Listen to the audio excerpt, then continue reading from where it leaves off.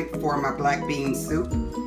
Over to the left, you'll see better than bouillon vegetable base. Have granulated garlic. Fresh would be much better, but I don't have any right now. There is some bay leaves. I put about 6 bay leaves in a big old pot like this, and I'll show you the pot in a second. Red pepper as cayenne pepper. Sometimes I put a little Benson's table tasty if I want a little bit more of a salty taste, but I usually don't need more. Whole onion and some green onions. Black beans, of course. Black pepper, Zatarain's, hot pepper sauce, a little bit of Tony Chachere's. Both the Tony Chachere's and the Better Than Bouillon have sodium. The Tony Chachere's is reduced sodium. You can get the reduced sodium in the Better Than Bouillon as well. And then bell pepper. I don't have a green. I usually use green, but so I'm using the orange. And then this is the size of my pot over here. Really big pot. So I'm going to make probably about, maybe 8 cups of the dried beans. Now I am water sauteing my seasoning vegetables. I have a really big onion, some green onions, yellow bell pepper in there, and I think that's it. I'm going to water saute this until they get a little bit tender.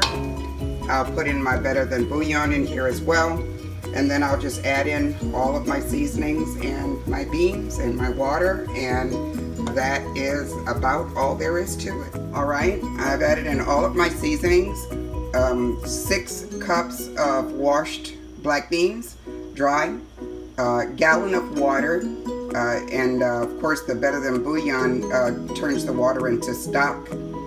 And I will probably add another 1.5 gallons of water throughout this whole process, which could take up to about 6 hours because I have such a big pot.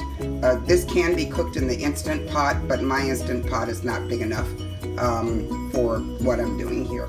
Alright, the beans are doing their thing. I have it on a very high fire right now. I'll leave it here stirring about every 10 or 15 minutes to make sure that nothing sticks.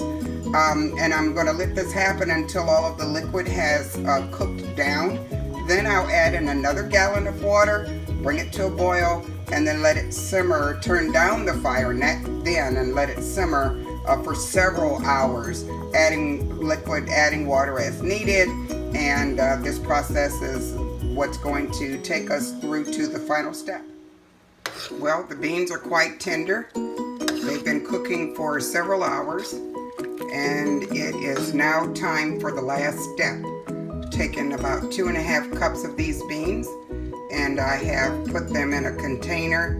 I'm going to put that in my NutriBullet RX to produce a thickener for my soup. Alright, I've put 2.5 cups of beans along with water, so it's a total of 2.5 cups. I'm going to turn this on for just a few seconds.